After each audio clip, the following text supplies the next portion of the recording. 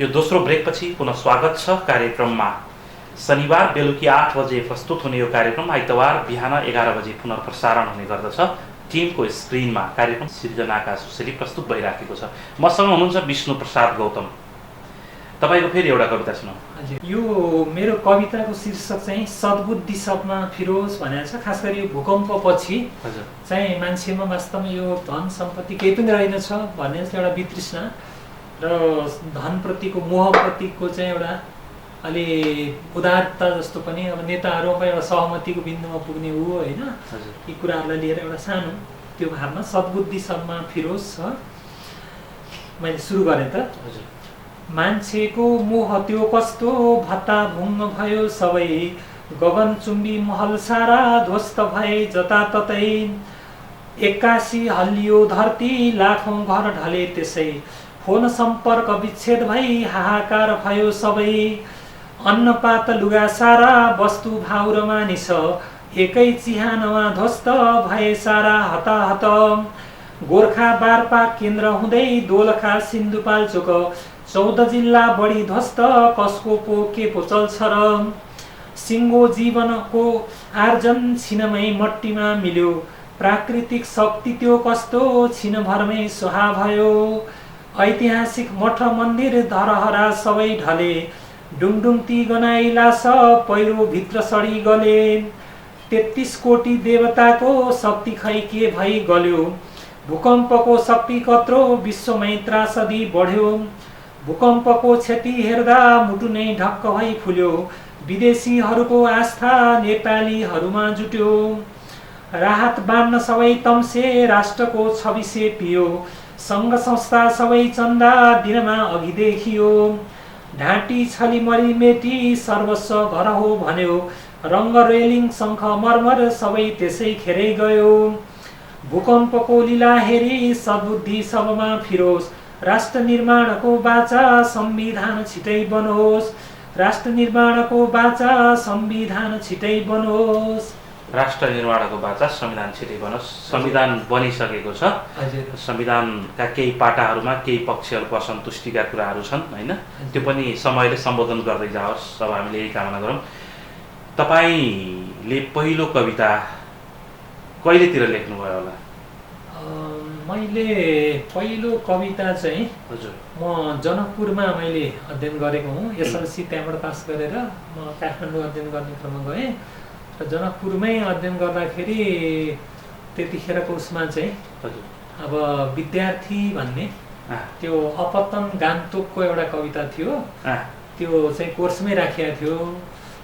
अनि विद्यार्थी हँसिलो रसा विचार गतिलो जो चित्तमा राख्छ त्यो भन्ने त्यो कविताबाट प्रभावित भएर मैले एउटा त्यो छन्द नभए पनि विद्यार्थीकै बारेमा एउटा कविता लेखेर त्यहाँ विद्यालय स्तरीय कविता प्रतियोगितामा मैले एउटा चाहिँ सान्त्वना पुरस्कार पाएँ। त्यहाँबाट म प्रेरित भएर अनि कविता चाहिँ अलिअलि एसएलसी पढ्दा ताका भनेपछि कति सालतिर थियो होला? एसएलसी भन्दा पनि म त्यतिखेर 9मै पढ्दै थिएँ।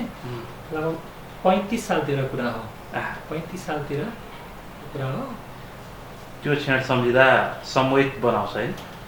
हजुर होइन, त्यो क्षण चाहिँ अब कस्तो भने अहिले जस्तो धेरै व्यापक भन्दा पनि अब अलिअलि कहिले कहिले चाहिँ यस्ता रचनाहरू सुनाउने खास खास अवसरमा हुन्थ्यो। अब अग्रज दाजुहरूले त साह्रै सुन्दर रचनाहरू सुनाउनुहुन्थ्यो।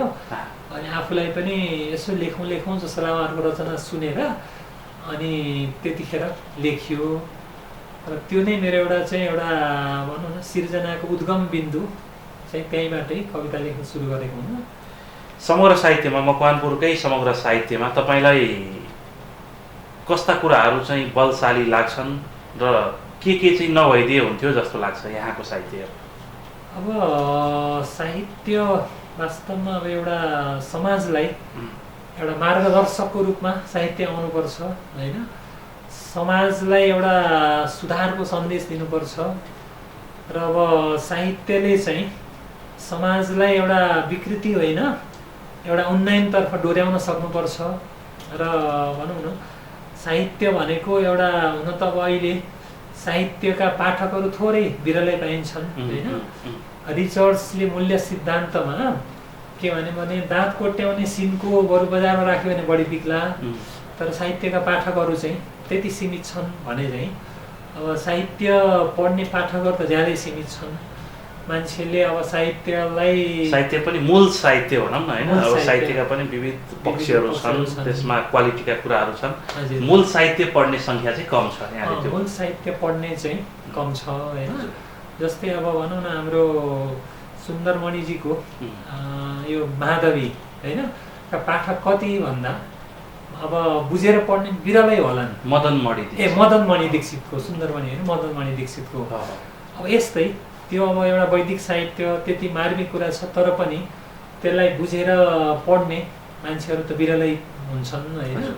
त्यस्तै गहन कुराहरू चाहिँ अब वासुदेव त्रिपाठीकै पाश्चात्य साहित्यको समालोचना जस्ता कुराहरू होइन, अभि सुवेदीका अब यस्ता रचनाहरू भनेको सीमित व्यक्ति जसले पढ्नै पर्ने हुन्छ, जसले परीक्षामुखी भएर पढ्नुपर्ने हुन्छ, त्यस्ता व्यक्तिहरूले त पढ्नु नै पर्छ होइन। नत्र सर्वसाधारण पाठकले चाहिँ अलिकति गहन साहित्यलाई साँच्ची नै पढ्छु भन्ने चाहिँ अहिलेको अस्तव्यस्तताले पनि होला होइन। हिजोको समाजमा त्यस्ता पाठकहरू पाइन्थ्यो। महाभारत रामायण जस्ता कृतिहरू पनि अब हप्ता दिनसम्म बसेर त्यसलाई चिन्तन गरेर पढ्ने परिपाटीहरू देखिन्थ्यो। तर अब अहिले भनेको मान्छे एकदम व्यस्त भयो र अब मान्छेलाई समय पनि छैन, अनि छोटो समयमा यसो चाहिँ मनोरञ्जनात्मक रूपबाट पढिहालौँ न यसो चाहिँ भन्ने मात्रै, तर गहन रूपबाट पढ्ने अब त्यो पक्ष चाहिँ अभाव देख्नुहुन्छ र पठन संस्कृतिको विकास गर्नु जरुरी छ। यहाँलाई यो कार्यक्रम आइदिनु भयो, विशेष धन्यवाद भन्न चाहन्छु। हजुर, यहाँलाई पनि मलाई यो अवसर दिनुभएकोमा धेरै धेरै हार्दिक आभार व्यक्त गर्न चाहन्छु। हस्, आदरणीय दर्शकवृन्द, आजको कार्यक्रम अवधिभर म विष्णु प्रसाद गौतमसँग रहेँ। अर्को हप्ता अर्का सर्जकसँग उपस्थित हुनेछु। आजको कार्यक्रममा प्रविधिमा सहयोग गरिरहेका मनिल महतो, आजका अतिथि विष्णु प्रसाद गौतम र म नियमित प्रस्तुता सुभाष खनाल। सबैलाई बिदा दिनुहोस्, नमस्कार।